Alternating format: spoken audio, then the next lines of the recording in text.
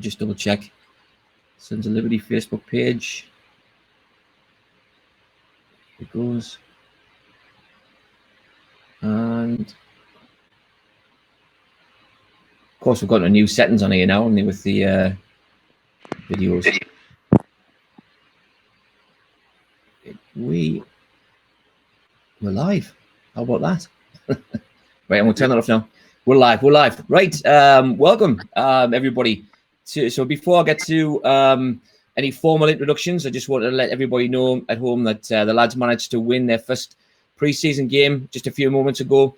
Goals from Maguire, Grigg and Scone helped Sunderland to a 3-1 win over the Heed at the International Stadium. So, welcome to this week's edition of Sanctuary Sports sponsored Sol Meets, where today's guest is former Sunderland player Darren Holloway. All right, Darren, I've got to go through your introduction, so please bear with me. All right, a product of the Sunderland youth team, Darren will receive his first call-up from Peter Reid for a home game against Crystal Palace during a championship winning season of 95-96. He was then offered an opportunity to gain more first-in experience by Michael Knighton at Carlisle and would play 5 loan games for the Cumbrians before returning to Sunderland. Darren would have to wait until the 97-98 season before making his first team debut, which came in a 1-0 win against Stoke City at the Britannia Stadium, just over 20 years to the day. Should feel old now.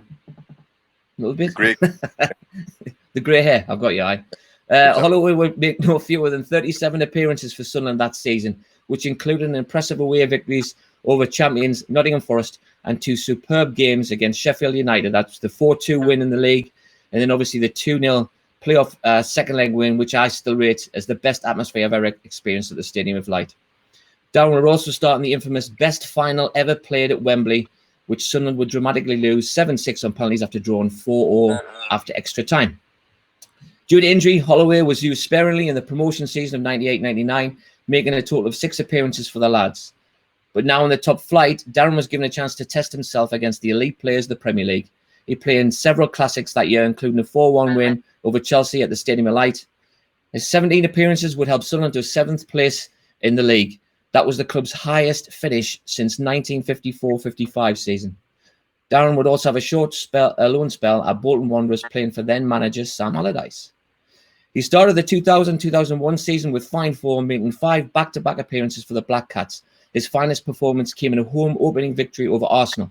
After playing his 6th game of the season and a total of 66 career games for the lads, Holloway would depart to join Terry Burton at Wimbledon, playing with the likes of Kelvin Davis and David Connolly.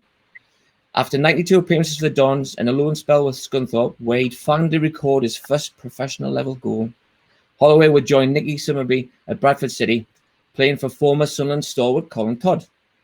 At the start of the 2006-2007 season, Holloway would come back to the North East, making 21 appearances for Darlington. Darren would end his career at Gateshead, playing 10 times for the Heed, taking his career total to 250-plus professional games. Ladies and gentlemen, Darren Holloway. There you are, mate. Now everybody's applauding at home now, just so you're not familiar. So Darren, can you tell us what you're up to these days? So these days I'm head of football at East Durham College. So basically I oversee our football academy in the college. So school leavers from 16. We've got an open age range because we do a foundation degree course. So some of the lads might end up being 20, 21, and we've got a girls program. And I'm also assistant manager at Darlington Football Club, which we've just started back today, funnily enough. Started our training today and I joined in a bit of running. So that was interesting. But yeah, all good. How did that go? Because I know when I spoke to you yesterday, you just basically had your first week back at East Durham and you said you were knackered. So how are you feeling there? Were you running today or was it just the lads? No, I joined in running today and that. All right. Because during lockdown, I started doing a bit of exercise and lost a bit of weight. And then just recently, I've kind of let that slip a bit. So I just thought today, having felt a bit guilty from some of the stuff that I was eating previously, I just thought today I'll do a bit of running with the lads and try and burn some calories. Good for you, mate. Good for you. So, as mentioned in the introduction there, basically you were a product of the Sunderland Academy. As a young player, where did you draw your inspiration? As a young lad, my inspiration probably come from my dad, who would always practice with me. So I think it basically come from him, the whole football aspect of it. I was forever with a ball when I was younger. Looking back, I didn't think it was fortunate at the time when I was a young lad, but in hindsight now looking back, I was fortunate enough to live on a big council estate with a big green in the middle. So my environment was good for me in terms of me football development. But you don't realise that as a young kid. You just think, oh, I'm living in this estate. I'd like to live in a posh estate, blah blah blah blah. But looking back, it was probably beneficial because that's where I basically learned to look after myself. There was no, basically, if you could play football, regardless of your age, you played on the green. So there was no age restrictions. So you were getting kicked off lads that were 5 years older than you. So you learned to handle yourself. And I think that ended up giving me that strong base from practicing with my dad to being on the estate with the lads. That was probably my inspiration then to kind of continue the football. So as a young player as well, you actually caught the eye of Man United. If my research has gone right, how did you end up at Sunderland's academy then? To be fair, yeah, I was doing well as a youngster, so I was in my district team like the year below, the year above, should I say? So I was doing really well in the district team, and a Man U scout come to speak to my dad, and my dad told him, "Oh, Darren's only, I think I was only 10 at the time," and he said, "Oh, we can't take them into the School of Excellence until the 11." So he said, "Listen, spoke to my dad, would he be interested next year if he continues his development to go to Man United School of Excellence?" Obviously, Man United being a massive club, I was over the moon with that. So I spent 3 years going to the Man United School of Excellence, which was Pop Robson was our coach at the School of Excellence. So that was my first introduction to Pop Robson. And then, unfortunately for me, they didn't take me on. I didn't sign schoolboy forms, but Pop spoke to my dad and said, "Darren was just on the cusp. We were humming and hawing, but we just didn't think he did enough." And they advised me dad to take me to York, which was then kind of Man United's feeder club. Strange as it may seem, but we filtered a lot of lads into York City, which again, that's where I bumped into Ricky Sprazier. So, do you know what I mean? So, bumped into Ricky down there, played down York for, I'm going to say, just over a year. And that's when it was Jim Morrow, the scout at Sunderland, watched me, spoke to my dad, and said, "Oh, we are interested in taking Darren to Sunderland." But it was a tricky scenario then, because obviously it wasn't Sunderland Academy then, so that Sunderland didn't have an academy then, so it's a totally different setup. Basically, they wanted me to sign what would have been 1 year left on schoolboy forms, and my dad wasn't too bothered about that. I wasn't too bothered about that because I just wanted it to be a job. And York then come back and said to me, "Dad, oh, we'll guarantee Darren a YTS." And back them days, there wasn't a lot of them guaranteed floating about, so it was a big thing. My dad spoke to Sunderland. They come back and said, "Oh, we don't really do that." And my dad said, "Well, if you want him, that's what you're going to have to do." Unfortunately, they said they would, so it was just a case of deciding. I think one of the York coaches made a really good quote, something along the lines of, "You can be a big fish in a little pond here, or you go to Sunderland, you might be a little fish in a big pond." But to be fair, I always had faith in the ability, especially that age, because I was kicking on again. I was doing relatively well. So then that was it. I basically started training and joining in the youth team. I was only 15, playing in the under-19s youth team, which I'd like to tell everyone it was because of me really good ability. But I think it was at the time. I don't think Sunderland, to be honest, had a very strong youth setup back then. So that was my first introduction to Sunderland, and it was obviously then it was Jim Montgomery and George Hurd who had the youth back then. Yeah. So was there a player that you admired to the point that you would try to emulate them? You know, when you're playing at 15 in the under-19s, was there someone in the Sunderland first team maybe that you tried to emulate when you were playing? There was always, I mean, my hero back in the day, I only had a poster of one person back in the day, and that was Brian Robson at Man United, Captain Marvel, England, and all this and that. When I moved to Sunderland, I think we were YTSs, and we got asked the question about which first teamer do you want to like emulate, or do you look up to? And my answer at the time was Bally, not through his capabilities or abilities, but just how he was, that the whole intensity, the whole I had similar sort of drive. I hated losing, whether it be football or anything. And Borley was much the same. So he was someone that I thought, do you know what, he's making the most of what he's got because he's that intense, he's that driven. And it was good to see. Some people didn't like the fact that he was that intense and driven, but for me, I just thought that's how it works for him, and great. When you said you had a poster on the wall there, I was thinking like something like Samantha Fox or Linda Lusardi or something. Those were back in the day, like. So I was just thinking. Not quite. They'll probably come a bit later. Brian Robson. All right, fair enough. To each their own. That's all right, mate. So as we know, you went out on loan to both Carlisle and Bolton during your time at Sunderland. Rumour has it that you were actually on your way to Carlisle after you'd been offered a deal. What happened there, and how did you remain at Sunderland? Carlisle was a strange one, to be honest. I'm going to tell you the truth. I was thinking I should have been in the first team with Sunderland. I was adamant that I should have been playing. And Brian Pop Robson, who then become part of Peter Reid's staff, was reserve team manager. And Pop was always knocking on Reid's door saying Darren should be given a chance. And I think because I was that young, I don't think I was trusted as such. So Pop said to me, listen, I think Gareth Hall was playing right back at the time, and Pop said to me, do you think you can play right back? Because I've been playing centre half in the youths and the reserves. And I said, I don't know why. And he said, I think you might be able to get in the first team at right back, but you might have to go out on loan. So anyway, he put me right back a few times in reserves.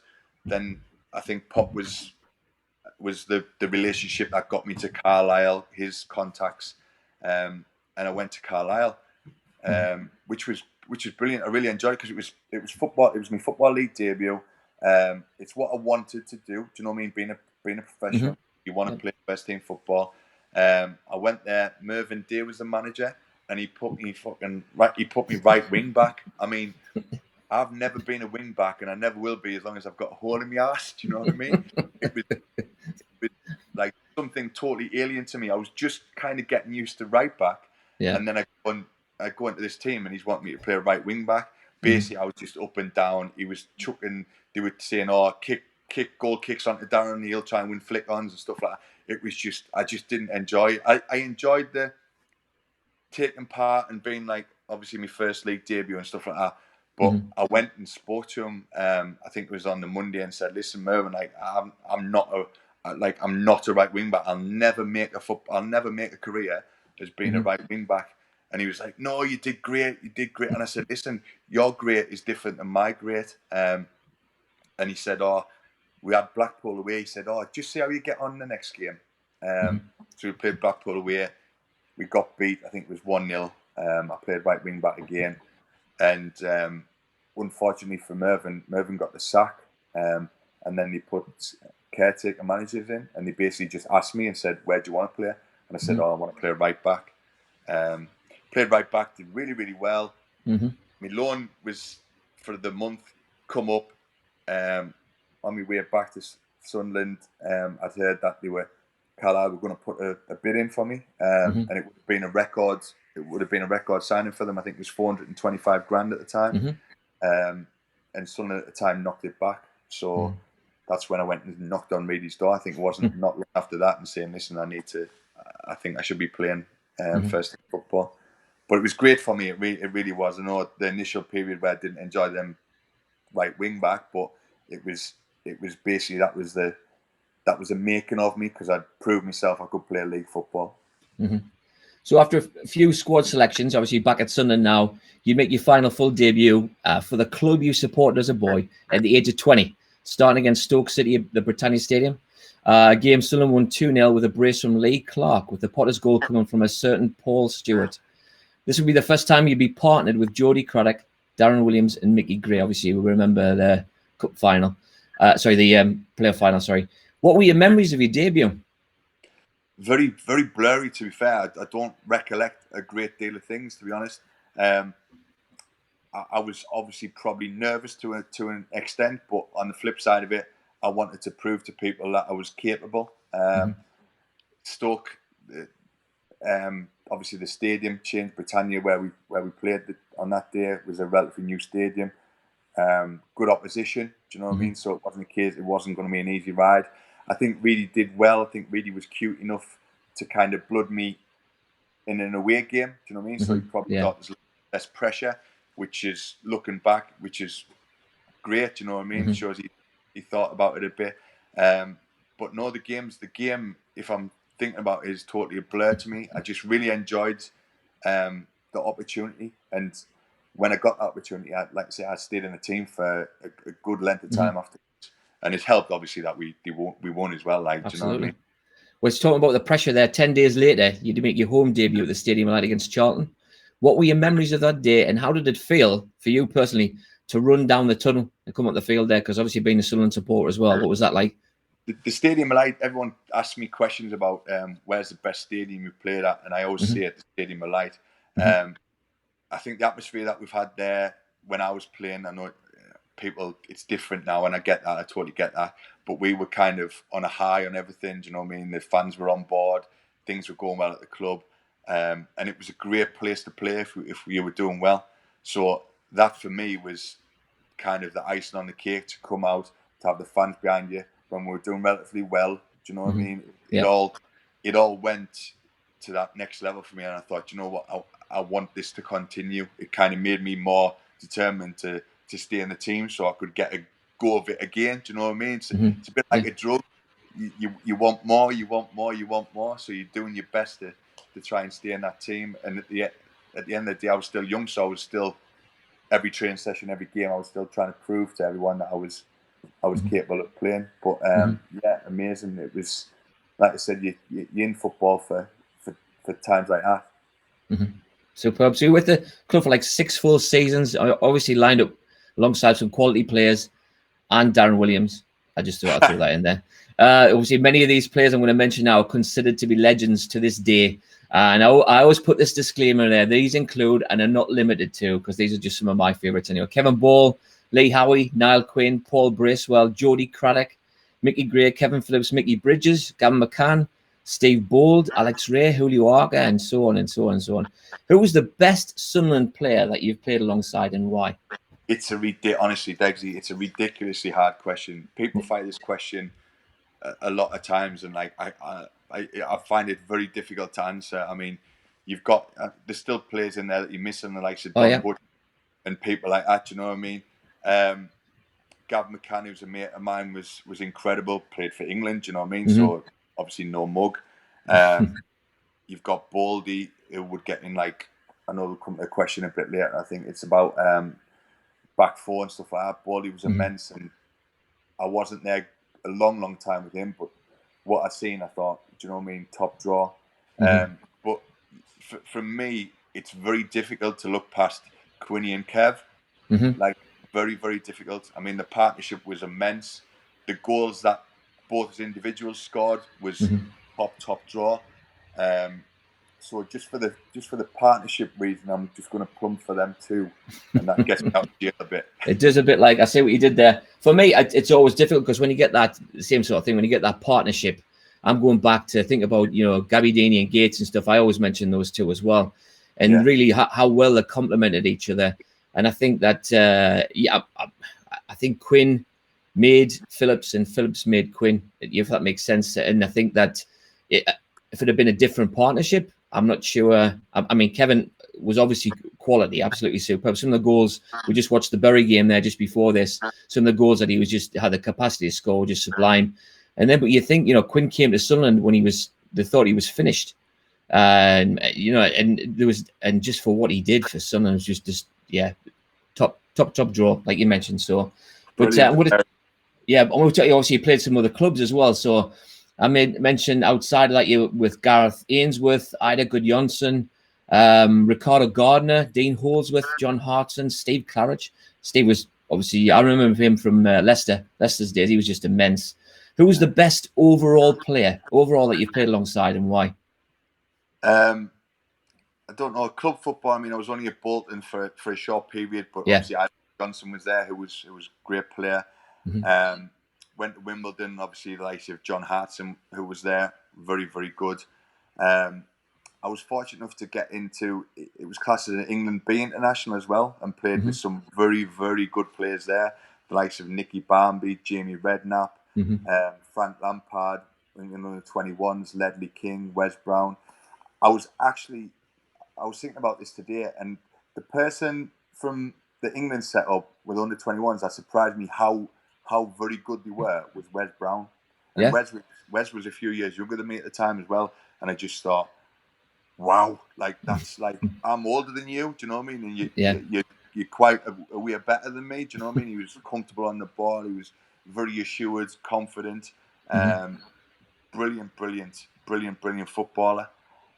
If we go to my Wimbledon days, yeah, it would probably be John Hart and Jason Ewell. Them two were very, very good footballers. But like I said, I think you look through your career and you go, do you know what? I've been fortunate to play with some ridiculously good footballers, and it's very hard to pinpoint the best because they all have different qualities. But again, like I said, them England boys were just, some of them were just the next level on. It's class. I'm going to tell you my personal opinion. That I absolutely love doing these like talk-ins or interviews, whatever you want to call them, just because it gives me an opportunity to go back and relive some of. You mentioned Jason Ewell there. I think he was top scorer at Wimbledon for like probably 2 or 3 seasons. He was sublime. I remember watching him play.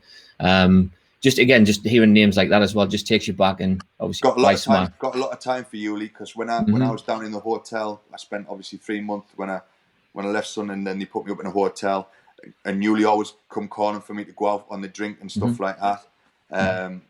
Did he pay? A lot of time for Ewell. Good lad. Did he pay for you or not? No, but he got us in. He was a bit of a face. Do you know what I mean? So he got us in about London and stuff like that. So it was ideal. It was great, like great fun. Brilliant. All right, and so I've got to ask you, and you knew this question's coming as well. If you had to pick a flat back four of all the players that you've played with, who would they be? I'm gonna knock the whole England setup on the head and just concentrate on club football. Right. And it's gonna basically be 4 Sunderland lads. This might surprise a few people as well. One of them will surprise a few people. Obviously, Chrissy Macon right back. I'm going to go Steve Bold, Thomas Helmer, okay, and Mickey Gray left back. Now, obviously, the surprise would be Thomas. Yeah. But I played a lot of reserve football as well with Thomas. As a footballer, how a footballer was, brilliant, cool as a cucumber on the ball. Obviously, a German international. I just think he got chucked in at the deep end. I played the game. I think he made his debut against Leeds. Yeah. And he was up against the lively young Alan Smith at the time. And it didn't go. It was one of them. I think it was welcome to English football, but I don't think really then give him the opportunity to rectify probably his not great game on his debut. But for a football, in terms of football player and what he had around him, cool, calm, assured, I thought he was brilliant, and left footer as well. Do you know what I mean? So all good. He did look a bit lost in that game, like, has to be said. He did. There's no getting away from it. He got like I say, he got ran ragged. But in terms of breaking it down as a footballer, and to be fair, you're no mug if you're a German international. You know what I mean? Absolutely. I mean, I think he only played a couple of games. I think he came on as a sub, and then he started one game for Sunderland. But again, when we bought him, it was the same sort of situation. The same. I was going to say the same mold as Steve Bold. I sound a bit stupid saying that, but he's the same sort of experience. And but I mean, again, I'm thinking of some of the other centre halves you played alongside. Or played Craddock, Butler, Jody and Daz were a great partnership. Butch again was very, very good. But like in terms of the football ability, I think Thomas, how cool and calm and assured he was on the ball and stuff like that. I mean, don't get me wrong. If he had the traits of a Paul Butler, he would have been better for our English game. You know what I mean? And it would have probably held him in high regard in terms of making his debut, because he would have been better with the whole lively Alan Smith scenario and stuff like that. That's it. Fair enough. I do want to throw this one at you as well then. I'm going to say Lionel Perez or Tommy Sorensen. Who's the best? Thomas. All day, every day. Lionel did a job for us, to be fair. Good shot stopper, but I still fucking blame him for coming for that cross at the line. I think we all do. Stay on your line. I think we all do. I think, as you mentioned, Darren Williams, I think he blames him and all. So that's all right, man. So you made 250 career appearances, or 250 plus. You faced many players. Can you tell us who was the best opposing player you've ever faced? It's probably got to be, for me, in terms of what position I played, it's probably going to be Ryan Giggs. He was obviously a Premier League legend. You know what I mean? He's playing for one of the best clubs in the world, won loads of honours. He was just phenomenal. I can remember watching Ryan play in the England under-15s when he was called Ryan Wilson, and thought, wow, what a good player England have got there. And then the shit thing to Wales, didn't he? He chose Wales.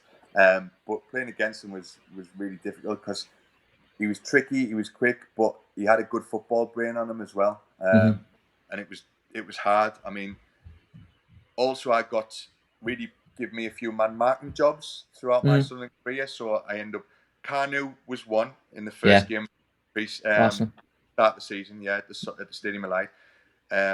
Paul Scholes away at Old Trafford, and Joe Cole, who was when he was at West Ham as a young'un. Yeah. Joe Cole was phenomenal, by the way. Yeah. He was quick. He was quicker than I thought. He was, out of the three of them, he was the worst one to man mark because he was lively. He was all over the place and he was wanting to get involved everywhere. Young, enthusiastic, quick. Do you know what I mean? Everything that I'd like. but no. If I've got to pick one, it would definitely be Giggsy in that. And he had a smashing career. Again, funny you mentioned that as well, because obviously different generation, but Tony Norman also mentioned him because he said he saw him come through the Welsh ranks, and he said he was very, very surprised at how talented he was. Like, so he ran with the ball and I did without it. Well, there you go. Hey, I tell you what though, you just reminded me that you mentioned that Arsenal game.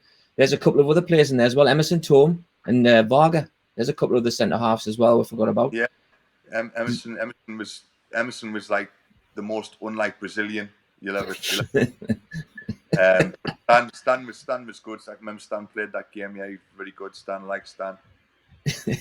So I want to mention some comments because there's some smart asses putting comments on here. So basically, Graham had asked a question. Graham in Arizona had asked a question. Any regrets in your career? And then Gav Little, who's out on the West Coast, I think in Portland, put on there, other than this interview. I tell you what, man, these lads, there's no need for it, man. So anyway, so we mentioned best opposing player. Put a slightly different answer. Who was a player that you would dread facing? So there's some, like we've had some of the oldies but goodies, you know, Billy Whitehurst and all that kind of stuff. Is any to coin a phrase, hater bars that you didn't like to play against?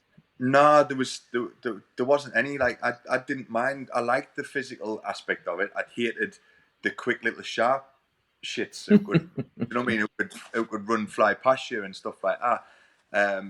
The physical aspect is fine. I don't mind that. You can.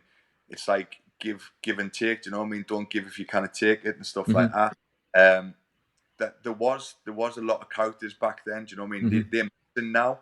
The stuff that you could get away with back then, you can never get away with now. But yeah, like I mentioned about the likes of Joe Cole and stuff like that, little, enthusiastic and full of beans. Do you know what I mean? They're the ones that I didn't like to play against. The little ones I didn't mind because it was a challenge that I thought I could step up to a lot of the times. But yeah, there was a lot of shall I say naughty characters back then. I mean, I went to Wimbledon and sometimes Mick Alford used to join in training and fucking Mick used to like the likes of the wide men used to stand the ball up at the back stick for Mick to come clattering through you, and you knew fine well you were going to get flattened. Do you know what I mean? So I used to hate joining in training. His name has come up a couple of times, like as well. Another one. He's a Sunderland lad, isn't he? So he's at Luton, isn't he? So anyway, so I've got some. You played in some cracking games during your time at Sunderland. I'm not sure if you're aware of this, but we managed to win more games when you played. Did you know that? You did quietly, confident. You knew that. You boast a massive 68% win ratio in your 66 appearances for the club. Americans over here are totally into the stats, so they'll be really excited by that. So, looking at your appearances in the top flight against Premier League's elite, I think specifically against the wins against Everton and Wimbledon at the Stadium of Light. And I was going to mention that I think it was actually, we were talking about Charlton. It might have been, it was either Everton, I think it was Wimbledon that you scored no goal against. You said he didn't, but I'm sure it is. If you I'll find it. I kind of do it now, but I'll find it. He's just for those at home. We had a chat before Darren came on, and he's denying that he didn't score an own goal. But I think I've got some stats that actually say he did, but he's denying it. Anyway, other than that as well, there's a couple of other good performances to specifically remember. Away to Southampton and Sheff Wed, and obviously the draw at Anfield. What was your favourite Premier League outing as a player, and why? It's got to be that first game, the first league game against Arsenal. Awesome. At the stadium. Obviously, no one really gave us much of a chance to beat them. Team of superstars: Vieira, Henry, Perez. Great team. Do you know what I mean? Great team. But on the day we got, like I said, on the day I was given a job, a man marking job. On the day we got specific jobs from the gaffer and Sakwa. And basically, I think we just bullied them. To be fair, we didn't outplay them by any stretch of the imagination, but we just bullied them. It's always nice to be part of something that goes well, and you can see other lads digging in. Don't get me wrong; it's lovely to outplay teams, and we did that when we were getting promoted and stuff like that. But to beat some of the best players in the league, do you know what I mean? It stands out, and it's always a good thing. I think Lundberg play that day? He might. I think it was it might have been Perez's debut, because I think he mentioned on one of them Sky Sports things that he was doing. He's saying, it was kind of a shock to the system, welcome to the Premier League kind of thing. And we did. We basically bullied them on the day. I'm looking through the team here as well. There was Eric Waugh. He was in the team, the French lad. Yeah. And obviously Thirlwell as well. And Kevin Kilburn. Good Lord. Yeah. Everton. You'd never dream of that team beating the team. No. The Arsenal team on paper. Again, just what you mentioned there as well. Well, Seaman was in goal as well. Vieira, Martin Keown, Tony Adams, Parler, Carnu, Henry, Lundberg. That's mental. Yeah, Perez came on. It was his first game. Dennis Bergkamp. Yeah, mad. It is mad. When we used to, it was funny because I was just speaking about this the other day. We used to do training, and now you've got like video analysis and everything like that. Everyone's absorbed with video analysis. Back then, we didn't have any of that. Do you know what I mean? We just used to watch them on the TV and see what they were like. But we used to have like first team versus reserves prior to, maybe it's on a Thursday or something like that. And Sakwa used to go around to some of the reserves and go, right, you're Dennis Bergkamp today. As if a Sunderland reserve player's going to play like Dennis Bergkamp. I bet he didn't say that. I bet he didn't say that at Darren Williams. There's no way. There's no way on this earth. Mind you, we had Williams over here a few years back, and I was actually, this is going to sound bad, and Dazza's not going to be happy, but I was actually pleasantly surprised by his skill set. We had a kick around in the car park. We basically went to see the Columbus Crew play, and there was a lad, Frankie Hayduke, who played for the US national team. He was played in Germany for a while as well, and the two of them were playing, and I was pleasantly surprised with Dazzler's skills, especially after several beers. So I think that's what it was. I think that's what it was. It had to be. So he wasn't bad, like. So again, we're mentioning about Wembley playing in the best. It was dubbed the best ever final to grace Wembley Stadium. Promotion to the Premier League as record point-setting champions, helping Sunderland to 7th place in the Premier League, having Ray Parler in your back pocket. I just mentioned that there. All memorable moments for us as supporters. But what was your most memorable moment as a Sunderland player? I think obviously it's always nice to go to Wembley and play, but I kind of dismissed that because I was no good on the day. I was struggling with an injury, and we obviously got beat. You mentioned it at the opening start. I think the playoff semi-final that we had against Sheffield United, on the day, the enormity of the game. Do you know what I mean? What it meant to everybody and the atmosphere. That will always, for me, be a standout memory. It will always be, and it's something that will never leave you. The atmosphere was just pure electric, and if that could be replicated anytime soon, I think then you'd know Sunderland would have a very successful team, because it was unbelievable. It really was. I mean, sitting in the stands, there was times it was like it could have been like a Hollywood blockbuster the way it was set up. You know, if you remember, the fog was rolling in, and there's a time there was some flares in there as well. So you basically got this red mist. You couldn't see the other end of the field at some occasions and stuff. It was absolutely nuts. I know they wanted the game to go ahead no matter what, but again, you were dependent on the noise. I won't use word. Those people at home obviously don't appreciate my vocabulary, but I was just going to say a crescendo of noise. It was absolutely sublime. So I'm glad you picked that, because it was, for me, again, probably, well, not probably, it was the best atmosphere I've ever experienced at a Sunderland game. And obviously, I'm talking back, and I brought this up as well when Armstrong scored that header against Chelsea. Obviously, I mean, that was at Roker Park. That was phenomenal as well. But I still think that's a slight second to that match that you played in. Like, so. Yeah, right. So we've talked about memorable moments. So I've got to ask, and I'm going to pick up on Graham's question, the smart ass from Arizona. What do you consider? I'm going to say, what was your worst moment, or do you have any regrets in your career? Worst moments in terms of football is always injuries. Do you know what I mean? I was out. I was struggled in the playoff semis, and then obviously struggled with the playoff final with me back, which curtailed me starting the following season. I was out for something like 6 months. Injuries are always really, really bad, and you get footballers depressed. In terms of regrets, there's probably lots of regrets. You know what I mean? I wish I'd never found booze. Do you know what I mean? But like, but do you know what I mean? It's one of them things. Looking back, would I have changed a lot? Possibly not. Would I have changed little bits? Yeah, of course I would. I didn't want to leave Sunderland. If I'd have stayed, would things have been different? Who knows? It's one of them. I'm conscious of that. I've had a decent career and I've done what I dreamt of doing. So you can't look back too much and regret too much. That's fair enough. Like, so you mentioned there, obviously, leaving Sunderland for Wimbledon. You played over 100 games for Wimbledon, and then at least 60 for Bradford. Both clubs' fans still hold you in high regard there. I just thought I'd mention that to you. How did it compare playing for those teams after you'd been at Sunderland? In truth, it didn't. It didn't. I think it's something what we had as well. We had a really good group. Do you know what I mean? And we were always trying to outdo each other in training. Do you know what I mean? It was just healthy competition. We used to kick each other and stuff like that. It was very competitive. And I think I lost a bit of that when I moved. It just didn't feel the same. I enjoyed probably the first year when I went down to Wimbledon, and then after that, I kind of got the feeling that they didn't have the ambition that they told me they were having. When you see people leave, so in truth, it just didn't compare. Do you know what I mean? I kind of dress it up. I speak to lads now who were at Sunderland the time when I was there, and some of them have been to Premier League clubs and played a lot of time, but they'll always revert back to the Sunderland time as being their best time of their career. Just football and the off the field stuff. I mean, we socialised a lot. Do you know what I mean? We went out, we enjoyed ourselves.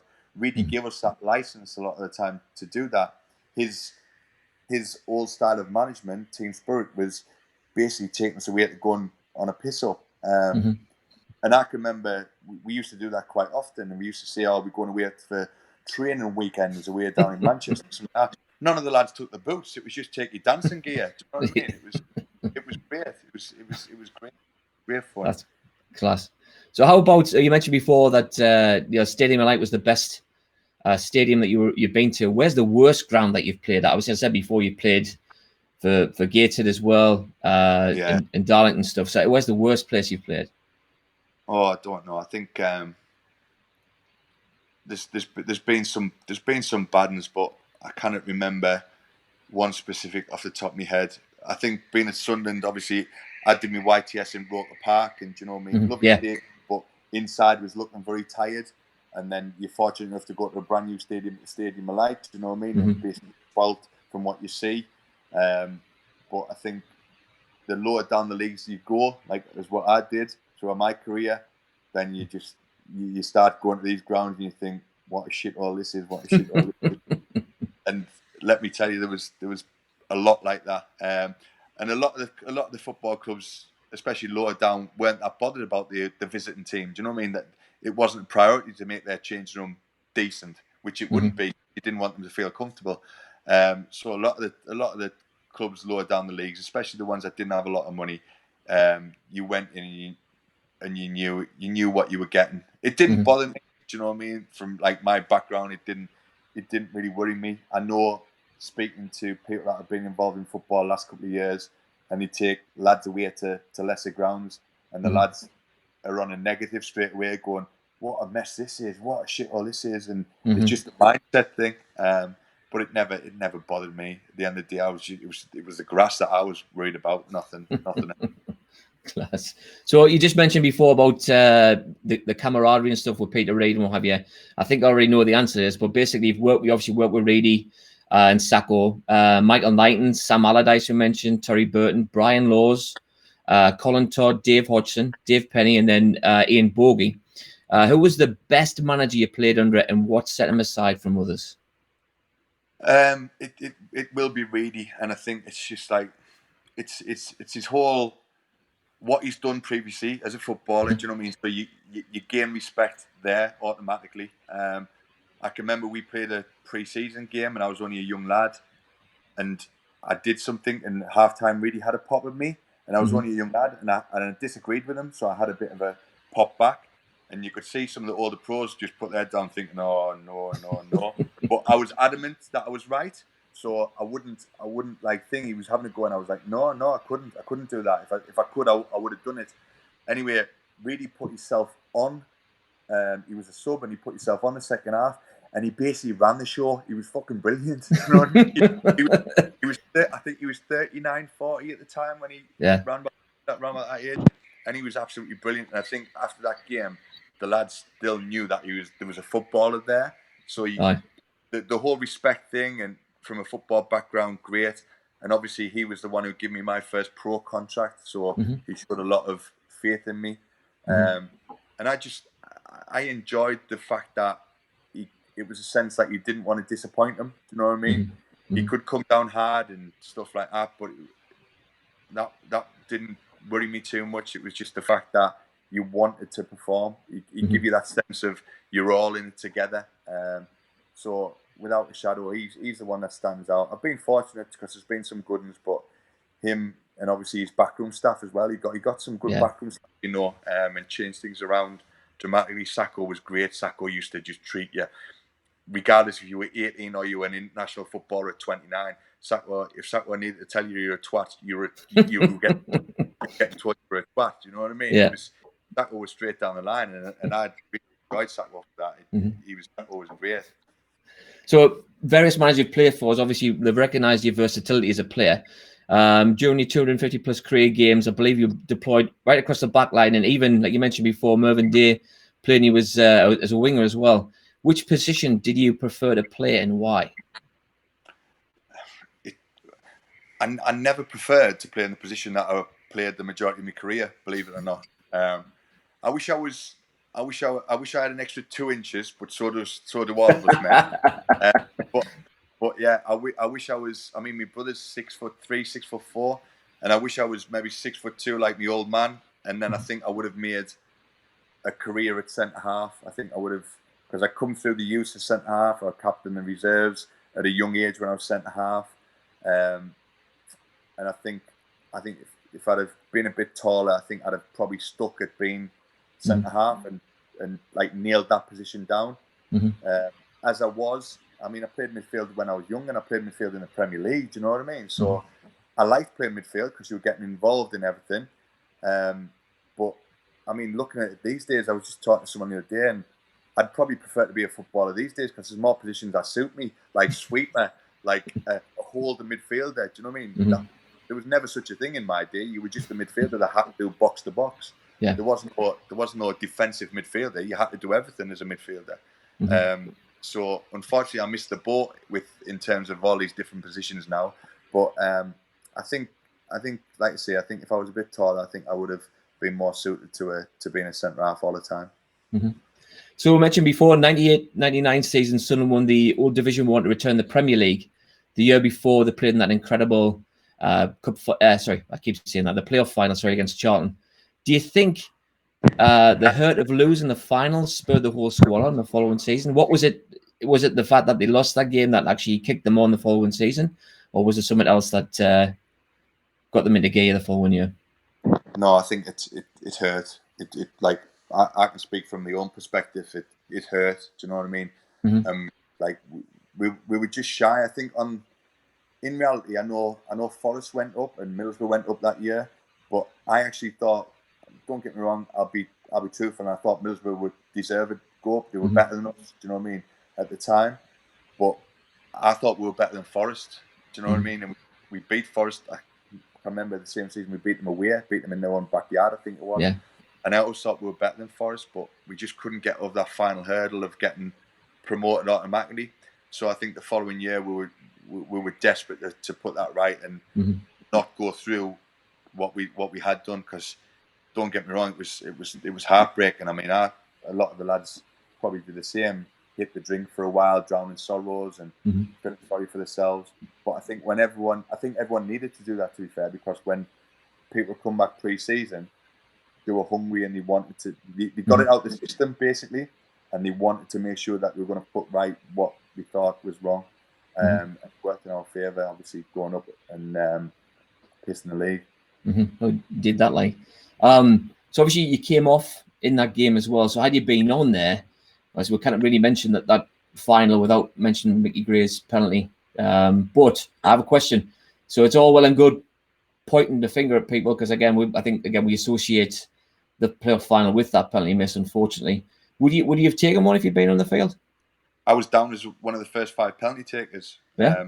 Not many people know that, but yeah, I was down. We practiced, funnily enough, and I don't think I missed we did loads of practice, and I don't think I missed. And they asked me, and I said, yeah. Being a confident, I think I was 20, 21 or something at the time, so I had no fear. So I just thought, yeah, I'll take one.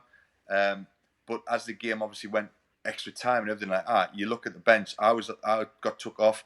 I think was it Kev? Kev got took off. Was it Kev? Clarkey? I think they might have all been down to take a penalty. Do you know what I mean? So then it gets to the tricky scenario of once it gets to a stage, it's who wants to take one. Then do you know what I mean? And unfortunately for Mickey, he'll never fucking hit the worst penalty again in his life. I mean, Mickey had a great left foot and then ends up bobbling one into Illich. Yeah. But yeah, I'd have took one. Don't get me wrong, I'd have probably been nervous at the time, but like I said, being a young, confident lad, I put my name down and was going to be one of the first 5 penalty takers. There was a classic picture or photograph, taken after he'd missed, because we asked Darren Williams as well, Dazzler, about because he said Mickey didn't want to take one. Apparently, Mickey Gray didn't want to take one, so Dazzler had said, "Right, I'll take it," and then he changed his mind. Apparently, that's the crack. And there's a classic picture, and I think it might be, I don't know if it's Peter Reid or Quinny or whatever. Somebody's consoling Mickey Gray, and if you look in the background, have a look at. I'll try and find it. I'll send it to you. Have a look at Darren Williams in the background. He's looking like he's a piece of shit. He's like just looking at him going, "I would have scored that." It's class. Like it's a good picture. It just encapsulates the whole thing. I don't think Mickey did want to take. Being a Sunderland lad, you know what I mean. I think he felt all that pressure, but that's probably why he didn't want to take one. But it's one of them things, like you at that stage then you're forcing people to take one. Do you know what I mean? I think Ditch had his boots off. He was that adamant he wasn't going to take one. Do you know what I mean? So I think he took his boots off, Danny Ditch. So it's just one of them things. You've got to give the lads credit for going up to try and take a penalty. Oh, absolutely. I mean, unfortunately, he bobbled one in. I did. Again, none of us have been in that position, so I haven't, but I wouldn't even know what was going through his head. So, talk about goal scoring is obviously not one of your strong points. You know what I mean? If I have to be critical, again, I think you managed 3 throughout your career. You scored for Bradford against Hull, Scunthorpe against Yeovil, and Darlington against Lincoln City. See, so I'm going to ask you, as a player and a fan of Sunderland, who scored the best Sunderland goal you've seen while you were playing, while you were on the field? Who scored the best Sunderland goal? Oh, tricky. We were down Southampton once, and it must have been the Dell at the time. And Quinny scored a sublime chip. It was a chip, and it was just phenomenal at the time. Just like a deft little chip. I don't think he was outside the box, but he must have been like 15, 16 yards or something like that, chipped it over the keeper and that. And I just thought, for a big man, Quinny, like that's like top draw. Don't get me wrong, I've seen him probably better goals, but I think the time and being involved in that, and I think it's just the whole Quinny thing. Do you know what I mean? You wouldn't class him as scoring them sort of goals. You just think headers all the time. But for a big man, what a great touch in that he had. It was unbelievable. All right, so from the stands then, right, as a supporter, it's the best Sunderland goal you've seen. Well, I didn't being a poor council estate lad. I didn't get to go to many Sunderland games, believe it or not. It was only through free tickets at school that I ended up going to watch games. So again, from sitting in the stand, it's a difficult one. But I can remember being involved, and again, Quinny. It was Sol Campbell come to stadium night with Tottenham. Yeah. Everyone was about Sol Campbell, if you can remember. I do. Why? When he scored 2 goals against Sol Campbel, one was a volley. I think he sucked Sol in, took it on his chest, and then volleyed it in the top corner. I wasn't involved at the time. I don't know if I was injured or what, but we were sat up in the boxes and we had a great view down at the pitch. And I just thought, you know what, Quinny, everyone's raving on about Sol Campbell being this best England, and Quinny just had him on toast. It was unbelievable. And Sol, you could see it as a defender from my point of view. I was watching Sol, and he just didn't know how to cope with Quinny. Do you know what I mean? I think he was scared he was going to get done in the air, which is why Quinny sucked him under the ball. He took it on his chest and then volleyed it in the top corner. And I just thought, you know what, as a goal, sitting watching as a fan, do you know what I mean? You think, Quinny, that's marvellous. That's marvellous, son. But yeah, he's the one that stands out. But don't get me wrong, there'll have been probably a lot of goals that I've seen that might have been better than them too. But they're the ones that just stick in my mind for some reason.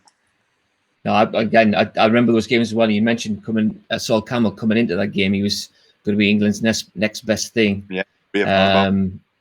They were. I think. I can't remember. I think he played a few years earlier as well. And I know there was some sort of altercation on the field, and he come away and said some negative things about Sunderland supporters. So that's why he obviously wasn't very well liked, just for his comments. So I'll not go into that, especially because it's quite a sore subject right now. So after you finished playing, obviously you remained active in the game as a coach and now as the assistant manager. So including playing, which part of the game have you enjoyed the most and why? Playing, there's no substitute for playing. You ask any ex-footballer in that, and they'll say the same thing. I miss it immensely. I mean, I join in still sometimes, and I shouldn't because I'm useless now, and it hurts me for days after. I always say to the lads at Darlington, I'm gonna and Alan Armstrong, who's a gaffer. I always say, right, next week I'm gonna come in a pair of high heels just so I don't join in. Do you know what I mean? It kills me for a good week after, but I just cannot help myself. I really cannot. If there's any odd numbers, instead of having a floater, I'm in. I'm wanting to join in. Do you know what I mean? And I'm kind of wondering when that will leave me. Do you know what I mean? Because I hope it does. Because I don't want to be 55-year-old, and still trying to join in a training session. Do you know what I mean? But you kind of substitute playing, coaching and managing is probably the next best thing. Yeah. But it's still miles away from playing. Do you know what I mean? I'd love to have that time again of playing footy again. Do you know what I mean? Being a bit more fitter and a bit more flexible in that than I am these days. But yeah, you kind of there's no substitute for that. Do you not get out in the over 40s are out now? Do you know what? There's a chief executive for Darlington who plays in the over. Our chief executive at Darlington plays in the over 40s, and he's been pestering me. And I'm like, I don't want to. Like, I'll be bad all weekend. It'll ruin me weekend. You know what I mean? He's like, oh, come along. And because I'm competitive, I'd get competitive. Do you know what I mean? And don't want to be to the point where I'm coming in like a mess. Do you know what I mean? I don't want to be that. I've got 3 young children. I wouldn't mind being at least capable of taking them down the park rather than hobbling around somewhere with them. But no, it's like I said, there's no substitute for playing. All the lads would miss it. I think that's why many go through bad spells with depression and stuff like that. It's difficult to get your head around something you've loved doing for a lot of your years, by the way. And then you kind of do it, and you kind of do it to the like I say, there's no way I can do it to the capabilities of what I used to. But I probably think I can, me mind, but I can't. I have the same issue with my daughter who's just started playing ice hockey. I used to play ice hockey, like not that competitively, but competitively. And she's already running rings around me. She's 7. It's ridiculous. I thought I could do it. Yeah, I cannot. So one of the lads, Decker from Oviedo in Florida, put on there. He said, we call him the Heed Hammer.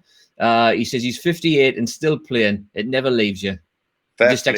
He says it just takes longer to recover now, up to 2 weeks apparently. So that's what he's saying. Right, that's a week on top of my. Well, he's a little bit older. What he was drinking and eating for his age, but after finding out it takes him 2 weeks recovery, I think I'll give that a miss. I think we already know what he's drinking and eating. That hasn't changed either. So here's a question for you then. In your current position, assistant manager, would you ever want to manage Sunderland someday? Yeah, I'd love to. I'd love to. I've always wanted to. When I first did my coaching badges, funnily enough, I always wanted to get back involved in the club. Unfortunately, that didn't happen. It's still a bit of a sore point for me because I was there from leaving school up until 23-year-old. So you're looking at that's 7 good years I was there. Do you know what I mean? And I just thought it would have been nice of them to involve me when I'd done my coaching badges and give me give me a foot in the door. Do you know, a starting point as such. But that didn't happen. But I'd love to get the opportunity. Something for me is, even now, like I look at it and think, I've been there when it was right, when it was going right. Do you know what I mean? And I've seen the support, the feel good factor around the whole town and everything that goes along with that. And I just think if you can get it right there, you're laughing. Do you know what I mean? It's a great place. But yeah, I'd love to have a pop at something along them lines further down the way. Yeah. Well, you mentioned the club there. That's a fantastic segue to my next question. So, talk about the current Sunderland team. What's your opinion of the current state of the club? All right, you can say as many swear words as you want. If you want, it's up to you. Because I know you're a massive lads fan as well, so it's not like you know. It's a mess. There's no getting away from it. It's a mess. Do you know what I mean? It's a mess and it boils down from the top. Let's be honest. It's sad to see. Do you know what I mean? Because they keep fucking it up. They keep getting it wrong, and it's so disheartening that they keep getting it wrong. And this is what I kind of get my head around, the fact that they do keep getting it wrong. Yeah. And I think in Ellis's case, it was probably he might have been the right man, but he chose to get the wrong people to run the club, and I think that was his downfall. With this case, you've got people that just wanted to flip the club and make a profit on it, and it didn't work out because we didn't get promoted. But honestly, I just think it just needs to go to someone who's obviously got some money. Do you know what I mean? Money is everything these days in football. You show me the top 5 budgets in League One, and I'll show you the top 5 teams if they recruit properly, which is Sunderland's been shite at that for God knows how long. But yeah, I think if you get an owner with some money and ambition, who puts the right people in the right roles, then great. Do you know what I mean? But it just seems so far away from that at the minute, and it's disappointed. The fans are not happy with the owners. Some of them are not renewing season tickets, and they don't want to go back. And like I said, it's just sad. Do you know what I mean? There's got to be a point where it changes. Do you know what I mean? It needs to change because we deserve better. Do you know what I mean? It doesn't deserve to be in the league it's in, but that's easy saying it. They need to get their asses in gear and do something about it. It's funny that you mentioned about Roker Park looking a bit old and dilapidated there. That was your observations. The last time I was back at the stadium, again, same sort of thing. They really haven't been keeping up on the maintenance. I know they've done a lot. Obviously, last year we're putting the seats and that in, which was obviously a massive impact. The fans deserve a massive pat on the back, which I think they got. Not backhandedly they got it. I mean, the performances on the field, obviously we missed out, but it was the same sort of situation. I've seen the stadium, what was a wonderful stadium, starting to look a bit shabby, and I think the more they redirect resources away, people now want to be entertained. They want to go and have walk through a nice stadium and have people on hand to do the right thing and make sure it's a good experience for them for the full day. Not just about. It's not just about going to the match anymore. It's about going down and taking part in stuff outside the stadium, getting in there And when it looks like shit, and then the team's like shit, it's just that's why people aren't want to go back, man. It's just it's not good. Anyway, but I mean, I mentioned the sorry, mate. It's bleak, mate. It's like I took my eldest a few years back to a game, and I think it was still under Ellis's reign at the time. Mm-hmm. I think we played Bolton. It was like a midweek game for all. It ended up finishing. Mm-hmm. And I parked my car over near McDonald's. Got parked really easy, which was again surprising. Walked over with my boy, and there was a lot of negativity. Do you know what I mean? Went into the ground, and bearing in mind, I've only watched them probably when they were in the Premier League and that. Went to the ground, and it was like half empty, and you think this place, you know what I mean? It felt so distant and different to what I was used to it being like. Do you know what I mean? As a player, and even when they were in the Premier League, when I was watching them. But yeah, it's just bleak at the minute, and the sooner it gets sorted in terms of selling it or whatever, the better for me. But yeah, I don't want it dragging on because we'll end up just being a laughing stock if that happens, like the Mags. Absolutely. Well, if we're not already, I mean, just going. Yeah, it is bleak. It's unfortunate. Paul Williams from West Palm Beach has put on there. It's properly shite, is what he's basically put for a description. But I mean, talking about it needs an overhaul from top to bottom. Obviously, in the boardroom, the infrastructure, from a maintenance standpoint, new players, which is going to take you to the next question. Really, is there anyone? You mentioned that you haven't really been since we've been in the third division. Is there anybody in the current Sunderland team that you enjoy watching playing, or anybody that you think stands out in the current squad we've got? Mate, it's weird because obviously they're not household names. Do you know what I mean? Yeah. I mean, there are lads that I know and have come across and I've seen and stuff like that.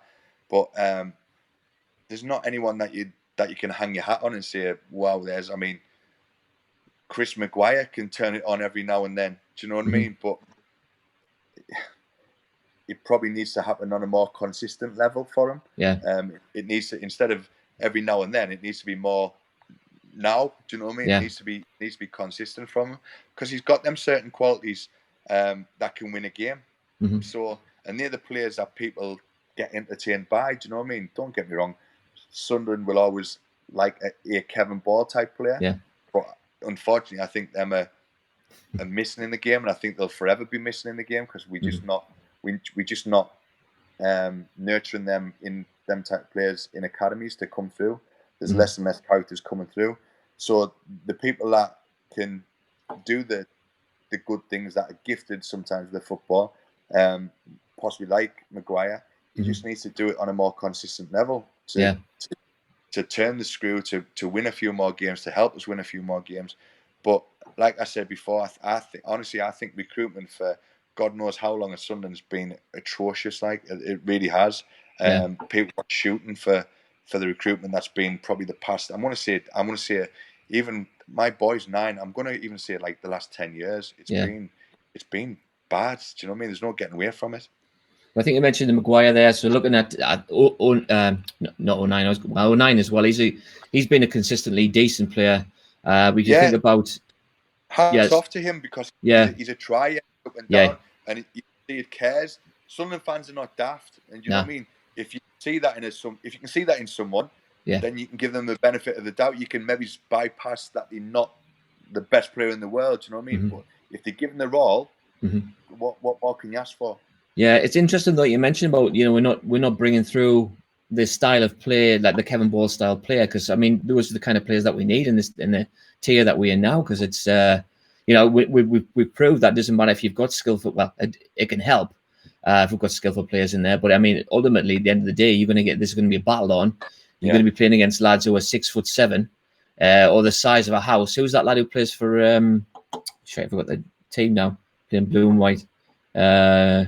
Wickham Wanderers, blue and black. Sorry, Wickham Wanderers. That big black lad who plays up front. I mean, he can hardly move. Yeah, he can hardly move, but he scores goals. I mean, just because of his sheer mass. Yeah. So it's a shame that they're not realising that situation. Another lad who is kind of like Maguire, I guess, is you've got Lyndon Gooch, who's guaranteed to have 10 good games this season, but that's it. And he will have 10 good games, but no more than that. So maybe he's found his level. Lyndon's the same. It's very Yeah. peaks and troughs, very much Yeah. peaks and troughs. Which is a shame. Yeah, but you're right. You bang on with in terms of the physicality of the league. Do you know what I mean? We were always told, regardless of what league we were in, we were always told win your battles, and then hopefully your football will take care of itself. Yeah. So just before I go on to the last string of questions, which are some entertaining ones in there, I'll have to tell you, I found it like the own goal. I found the stat, but I will find the video and I'll post it when I find it. But it says here, Sunderland 2, Wimbledon 1. It was the 8th of April 2000, Stadium of Light, and Quinny got the first 54 minutes. Darren Holloway own goal 73 minutes, and Kilban got the winner. Wow! I'm just saying, like, I must have obviously inverted that from my memory. Maybe you switched off. That's why it went in. Who knows? And now you've forgotten all about it. So anyway, back to your playing career. What was the best advice that you were ever given as a player? I was given a lot of different advice. I think Pop Robson was very good for me in terms of my development, and that obviously I'd met Pop at the Man United School of Excellence, and then back at Sunderland. Pop was always adamant that I should play what I see first. 9 times out of 10, that would be my best option. That was really good advice. I went to Wimbledon. I used to get booked lots and suspended lots. And he had me seeing a sports psychologist, to be fair. and I knocked them back. I said, I'm not seeing no psychologist. And he went, well, Darren, you are, because the club are getting fined. So if you don't see them, then like, we'll fine you. And I was like, oh, for fucking crying out loud. So I sat in this room with this psychologist, and he had me imagine I was peeling an orange and stuff like that. And I'm sat there thinking, what's this got to do with football? Do you know what I mean? Like, I couldn't get my head around it. I didn't really buy into it. But Stuart Robson, who was the coach at Wimbledon, who played for Arsenal and that, he gave me a good bit of advice. He said, listen, he said, the trouble with you is, he said, when you give the ball away, or your teammate near you gives the ball away, you get this red mist. He said, we can all see it. He said, we can all see it, and just go off on a tangent wanting to kick someone. So he said, listen, he said, how to fix it is, if you give the ball away, the next time you get the ball, all right, you play a safe pass, so then you're back on level playing field again. You're not. It's not that red mist is not continually grinding your way, and you're wanting to kick someone and kill someone. And that was always a good. His advice was better than me sitting in with a psychologist for fucking 2 sessions a week or whatever it was. Peeling orange, class that line. So it's ridiculous. It was. But little did they know as well, I was getting booked so I could get suspended to come back up home. Well, it looks like, I'm looking back at your stats here. For Sunderland, you had 13 yellow cards in 66 games. That's not too bad. It's better than Borley. No, better than Borley. Right. What was your proudest moment as a footballer? Probably, I'm going to say getting offered professional forms at Sunderland. It was around about my 17th birthday. Ricky Sprazier and Reedy told me that they were going to offer me a professional contract, which was a year earlier than what the rest of our YTS would have been told. So I was very fortunate to get a pro a year earlier, and that was massive for me. Because like I said previously, like I was hungry to become a professional footballer, and I knew there was no guarantees about it, because like I'd seen a lot of lads from the year above and stuff go by the wayside, and good players with maybe poor attitudes or a bit of bad luck not make it. So that was significant for me. Obviously, alongside that, I represented my country. Like I say, I was lucky enough. Me and Daz at the time got called up for an England kind of B international, and that was away to Switzerland with some very good footballers, and then again with the under-21s. So them 2 moments for me and for my family as well, I guess, is like hugely important, and they were always things I look back to fondly.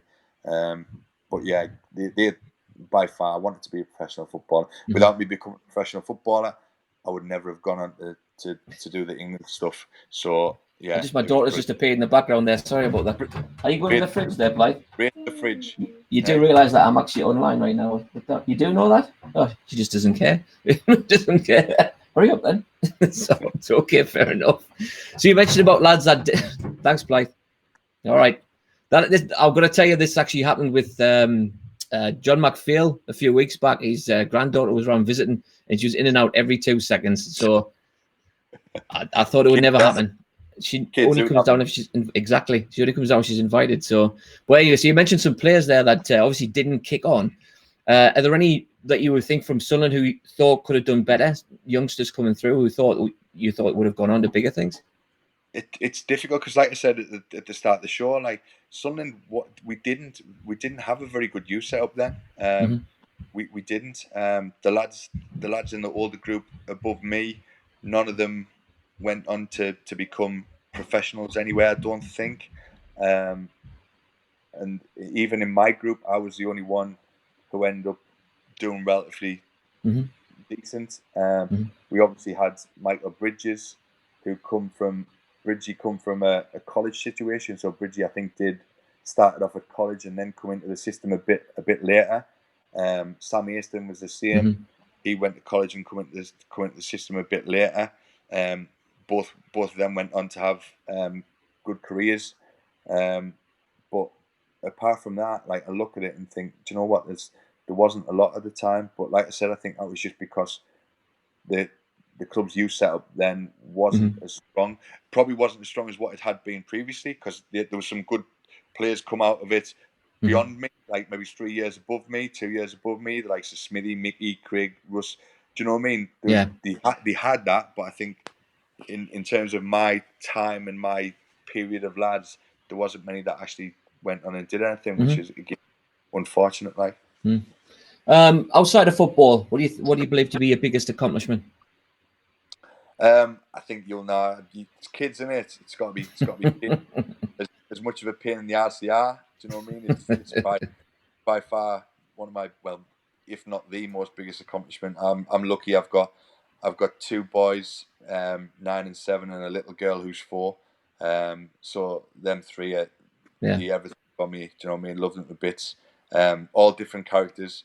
So yeah, that by far the biggest accomplishment outside of football. Gary Bennett said his lass, but I think she was there when he said it, so it doesn't count. Bit of pressure on him. Was she holding the frying pan at the time? I think that's all she was. It wasn't all she was holding. I can tell you that. So we'll leave it there. Other than Sunderland, obviously, which club would you really wanted to play for? You had the chance.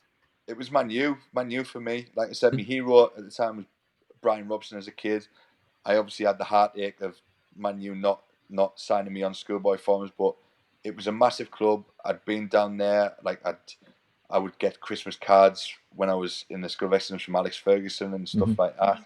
And it was like, yeah, I'd have snapped someone's hands off to go and play for Man U at the time. Do you know what I mean? Best club, one of the best clubs in the world. Yeah, still without a doubt. Yeah. Who's the biggest joker you've met in football, and why?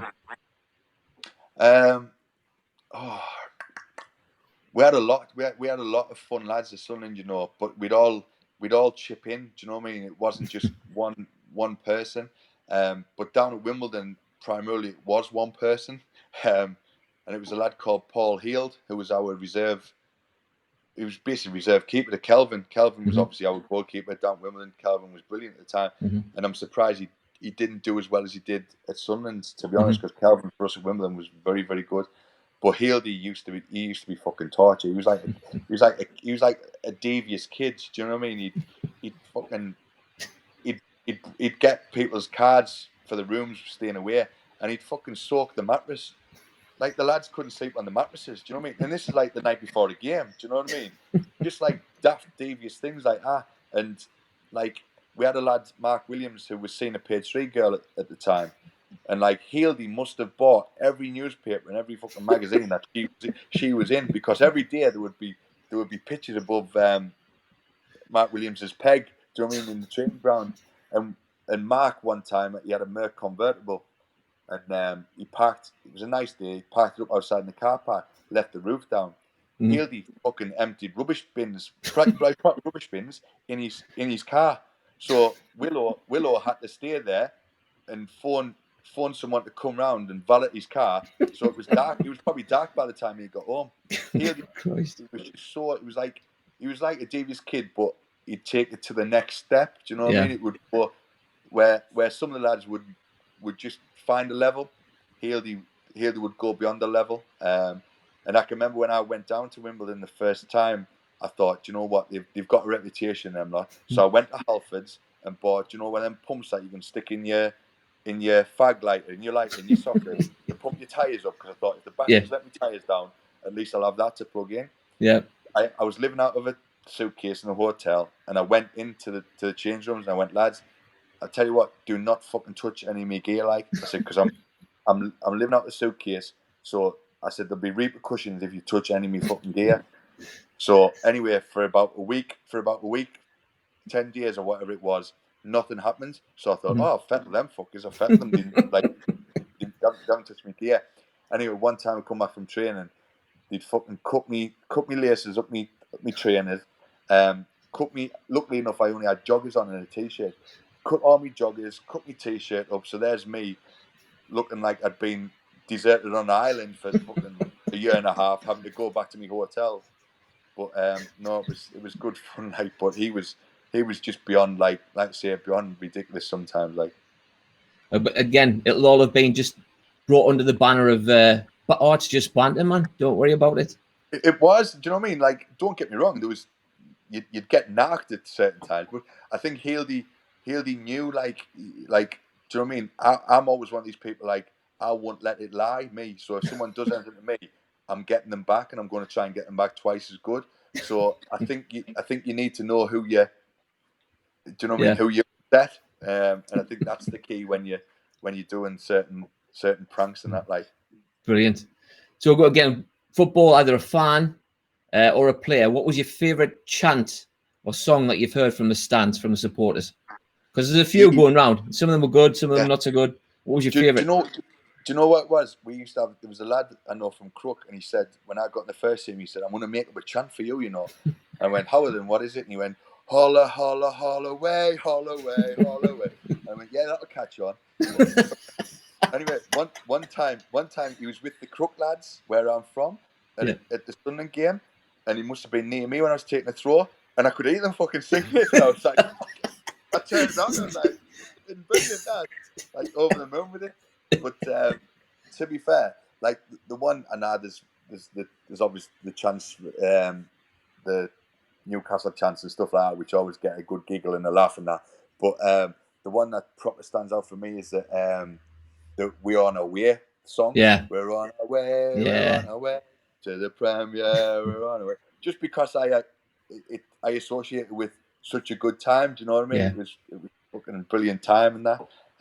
That's the one that stands out for me in that night. But as YTSs, we were always on the terraces watching the games at Roker Park, singing them anti-Newcastle chants and stuff like that, joining in and getting involved in that. Like, one of the lads is pointing out you're obviously we're not used to hearing someone from Crook because most of us are in the States now. But you just mentioned two things that are completely Reeves and Mortimer-esque. You said knock on. You had a right knock on. That's one of the things. And then you wouldn't let it lie. Brilliant. Absolutely superb. So that's made me day, that. Anyway, how would you describe Sunderland fans in 3 words? Ooh. Passionate, worthy, and proud. Yeah. Proud. Obviously passionate, because obviously the support that they've given. Worthy, again, like, they're worthy of success. Do you know what I mean? All the heartache that we've had over the years and that, and I just think we're very worthy as fans now of a bit of success. It doesn't have to be. We don't have to be a Champions League, or do you know what I mean? Just whatever success we claim to be success for me is being in better leagues. And they're proud bunch. They don't like getting beat. We don't like being where we are and stuff like that. And I think that's what makes us good fans. No, you're right, mate. You're right. How would you sum your time up at Sunderland? Very enjoyable to a point. You know what I mean? Like we had, like I said before, we had some brilliant times.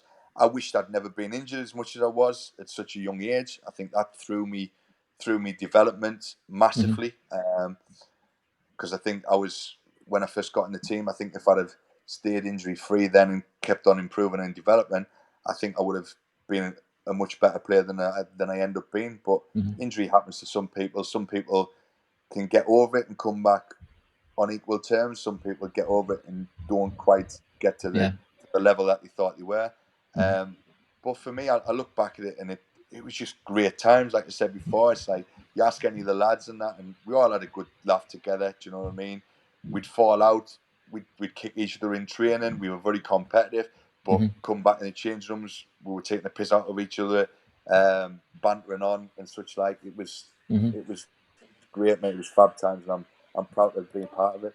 Do you think that's lacking in today's game? That kind of camaraderie, that kind of, going out and having a few beers and just, Massively. I think it's hard. It's hard though, because society dictates what you can and can't do as well. Because obviously we were lucky in essence because there wasn't many camera phones then when we were out, if any. Do you know what I mean? I don't think there was any. So we weren't under the microscope as such. Do you know what I mean? So we were free to be our own individual characters. Do you know what I mean? We didn't have to fall in line and toe the line as such. So yeah, it's a hard balancing act. Like, we'd love to see more characters. Me as an assistant manager, I'd love to see more characters come through. Do you know what I mean? And give the game a bit more life. It's getting a bit sterile and robotic, and I don't like that aspect of it. I'd much rather see a lot more individuals and a lot more characters come through the game and be able to express themselves and enjoy themselves outside of the football bubble as well. Now, you mentioned there about being under the microscope. I've no idea, because this has never come up ever during conversations, but for some reason I was thinking about Chris Macon and Summerby and Mickey Gray and a certain Miss Sykes. I've no idea why that just came up there, because that was one of the things that was, obviously you were there when you were at the club, weren't you? Yeah. Got them a bit of publicity, that. Aye. Unwanted, or it depends. Probably some of them might have wanted that. I'm not sure. So yeah, I don't think a couple of them were too disheartened that they might have been in the paper. What associated with Mel Sykes? I think that's his worst people. I'd have took that as well. What, literally? No, I'll leave it anyway. What was your funniest moment as a Sunderland player? Funniest moment. I think going back off the field, it's probably the stories that kind of give me a giggle and stuff like that. I mean, from my own personal aspect, that involves me. We used to go to Marbella. Really used to take us on end of season breaks to Marbella. Fully paid for by the club. We just needed our drinking money and that. So, and we all liked the drink, so that was great. And we were outside. We were down Port Banús, outside a bar called Sinatra's, overlooking some very high class yachts. And after more than a few beers myself, I was saying to the lads, I think I can jump onto that yacht there, which they obviously replied, "You fucking idiot, no you can't." I was adamant I could. Mickey Holland, the masseur, ended up taking some money to kind of get me to do it. So after a while, I put my bottle of lager down, Bud or whatever it was, and thought, that looks a mighty thick rope. I'll be able to just run across that and balance. So anyway, I ran, tried, didn't get very far. Went to grab the rope, had a massive rope burn down my arm. It was ridiculous rope burn, to be fair, because it was a massive rope. Couldn't get on to the boat, couldn't get back onto the marina, hanging on the rope. Hear a splash in the water. Paul Thirlwell's fucking in the water shouting, "Mickey, you fucking cunt!" Mickey Holland, the master, had pushed her in the water. So anyway, Mickey's thinking, well, the lads are going to push me in now. So he jumps in the water. So with them two in the water, I thought, do you know what? I'm going to let go of this rope and get in the water. So the three of us are in the marina in posh Port Banús, swimming around trying to find a ladder to get out. Luckily, we get out. We soaking wet, and we continue the night. The same trip, we're out. Obviously, the young lads, we like to drink as well as your lads. I know I heard Lee Howie's stuff about Quinny and stuff like that. But the young lads like to drink as well. We went to the same trip, Marbella. We were out. Johnny Oster, I think he had a little accident whilst out, involving shite. So he got put in the taxi to go back to the hotel. Stayed in a nice posh hotel, by the way, as well. It was a lovely hotel. Johnny got stuck in a taxi to go back to the hotel. I think I don't know if it was Thur, might have took him back and then come back out with us, but we'd stayed out anyway. Me and Gav McCann were sharing a room, come down in the morning, Sacco pulled us. What about your fucking mate? What about your fucking mate last night? We were like, what, Sacco? What? Fucking flooding the fucking hotel he was. And we were like, what the fuck's he on about? Anyway, it turned out Johnny Oster had obviously gone back to the hotel room. Obviously, I'd shit on him, shit yourself and that, but he obviously ran a bath or something. Flaked out on the bed, naked, left the bath running. And the people downstairs, it was a couple, I think, in the hotel room downstairs, were getting water coming through the fucking ceiling, spoiling their holiday. So they rang the reception. Reception got in touch with Sacco saying, listen, can we get into this room? It's like, someone in, can we get in? Sacco gave him a green light to go in. They bailed in. There's John on the flat out starfish on the bed, shite all over, with the bath running, flooding the fucking rooms below him. But it was just fucking. But apparently, like I said, I think Johnny has previous for that. So, but I'd have loved to see camera phone. See, do you know what I mean? If we had a camera phone for that, we'd have his life every day of the week. Do you know what I mean? But so you're getting all it is now is a memory. But yeah, brilliant times, class. That's class. That. So, is there anything else before we wrap up on that? Is there anything else you would like to share for the lads as well? I'll let you into a little. I know Lee was speaking about big drinkers, and he was mentioning Quinny and that. We went away pre-season and we were down Bournemouth, and we were travelling home the day after. We'd already been out on the night after the game. I think it must have been a Saturday night, and we were due to travel home on the Monday. So we'd been out on the night, had a good drink on the night. Come the Sunday, I really said, right, he's a fucking jump. We were bussing it, by the way, from Bournemouth back up the road. Yeah. So really said, right, you're not allowed out. Don't go out. Well, obviously we'd had a taste for it because we'd been out on a Saturday. So me and a few of the younger lads went, fuck it, we'll go into town. We'll go into town and try and stay out the way. Go into a few bars, and we'll come back relatively early. Do you know what I mean? So we're not making a scene when we come in. So anyway, me and a few of the lads went into town. Good few drinks and that. Nice and tipsy, but relatively decent time to get back into the hotel. Anyway, there was an Irish bar that you had to walk past to get back into the hotel. So anyway, we're walking past this Irish bar. I pops my head over the window. There's fucking Quinny staggering around in this Irish bar. I went, lads, how are we getting here? So we went in, spotted the barman or the manager at the time. Dickie Odds flaked out on the couch, right? I think he had a Guinness hat on. Quinny stood there, like I say stood. I don't know what was propping him up. He needed stabilisers, by the way. Couldn't hardly speak or anything like that. Guinness hat, Guinness t-shirt, anything like that. And bearing in mind, we weren't supposed to go out that day. The manager said, we said, oh, what's happened with these two? He went, oh, they've been in all day. He said, the lad on the couch, he said, he's won his hats because he's had more than 15 pints of Guinness. And he said, Quinny's head to toe in Guinness. And he said, your man Quinny there, he said, he's won all that gear because he's had over 25 pints of Guinness. Oh my God. Jesus Christ.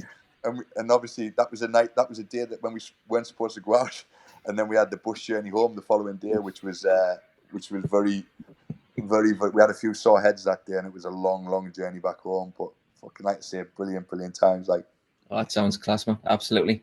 Well, Darren, honestly, I would like to take this opportunity to thank you for your time as well, and for your service to the club. So we wish you all the very best for your future endeavours, whether it be at Darlington or Sunderland, who knows. So I'd also like to thank everybody at home for tuning in, and want you guys to keep an eye out on Facebook this week for upcoming talking information. So again, Darren, thanks very much. It's been wonderful reliving some of the stories as well, and obviously just have a chat with yourself. And like I said, everybody, well, at the start, you played 66 games for our beloved club. Absolutely fantastic, mate.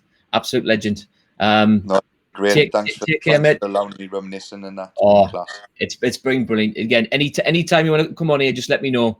We might set someone up with a few of the other lads, and you can just so those that don't know, Darren mentioned to me yesterday that he's got a really shit memory, that he needs someone to help. Not that he's got like Alzheimer's or something. But I think that he said to me basically that when people bring stuff up, that kind of triggers stuff. So maybe we'll bring you on with some more next. Maybe we'll get Darren Williams on here as well. The two we can talk about those days as well. But it was absolutely fantastic. So mate, stay healthy and stay safe. And everyone at home, keep the faith. Thanks very much, mate. Take care. Keep the faith. Cheers all. Bye-bye now. Cheers. Ta-ra.